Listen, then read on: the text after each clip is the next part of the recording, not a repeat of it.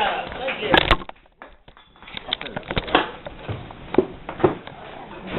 Nice to see you, sir. Okay, those people who just left, I didn't want them in my room anyway. So, I just wanted to say one thing. Last week when I was here and I set up the video camera a little bit early because it was a new toy that I was playing with, I had about 4 people come up to me. You're not taping me, are you? You're not taping me, are you? You're not... You know, I like everybody in this room, but I am not going to go to sleep to bootleg tapes of any of your sets.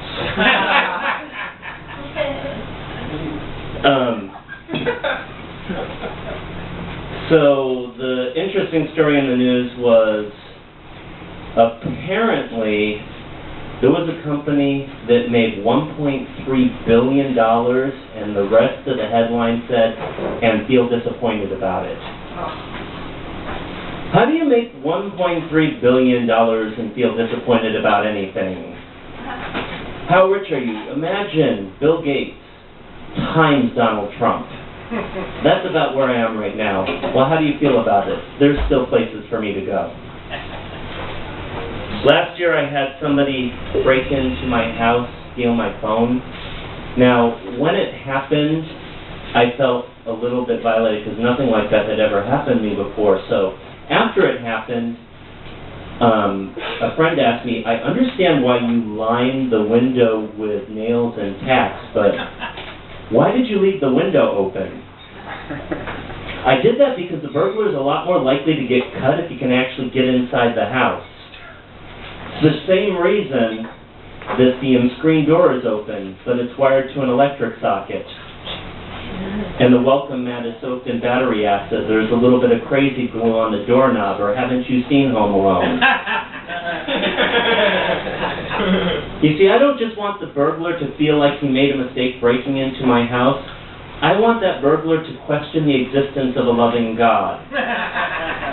I want the burglar to watch an episode of World's Dumbest Criminals and go, by comparison, that guy really got off easy.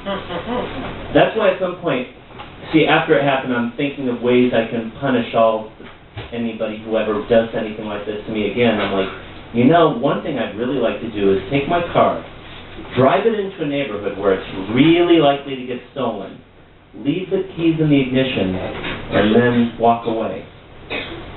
Right after I disconnect the brakes. I just love to hear the 911 call and then the news story. 3 burglars were caught when they dialed 911 to save their own lives. Here's part of the conversation. This is some kind of car where we can only stop by driving uphill. We don't know what happened. Please come get us now. I thought of other ways to keep people away from my house, like drawing chalk outlines of dead people on the welcome mat, answering the door in police tape and saying, hi, I'm a crime scene. But when the thing happened, the first thing that came to my mind was, I'm in a good position because my phone is insured. It was a $150 deductible.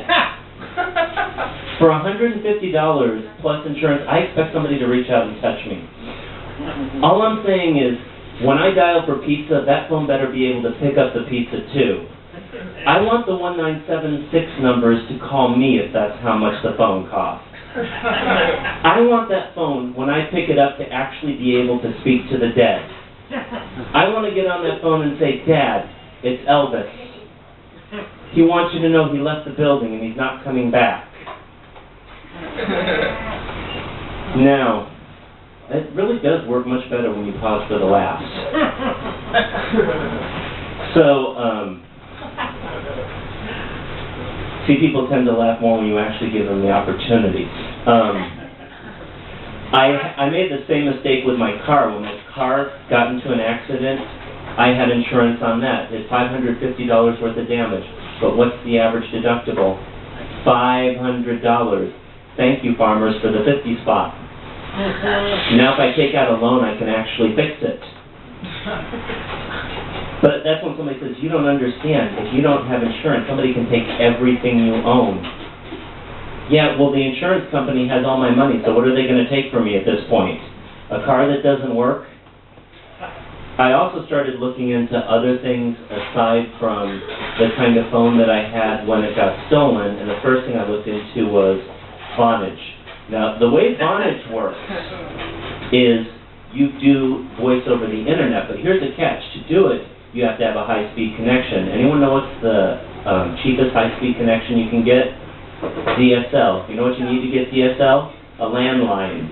You need a landline to get that phone system. That's like somebody saying, this is a wonderful car. But of course you're going to need another car to tow it places. He did mention my room. Here's the catch of my room in Long Beach. We actually have a $35 budget, which means the headliners are actually paid. The musical guests, their meal is on the venue. The feature comedian, and there's only 3 feature performers in each show.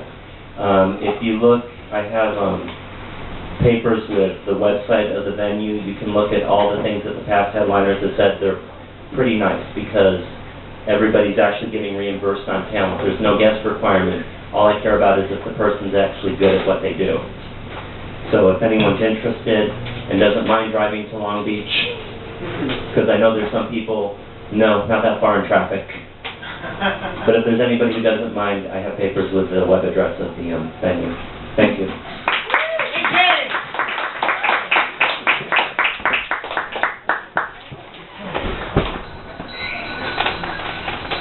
I drove one.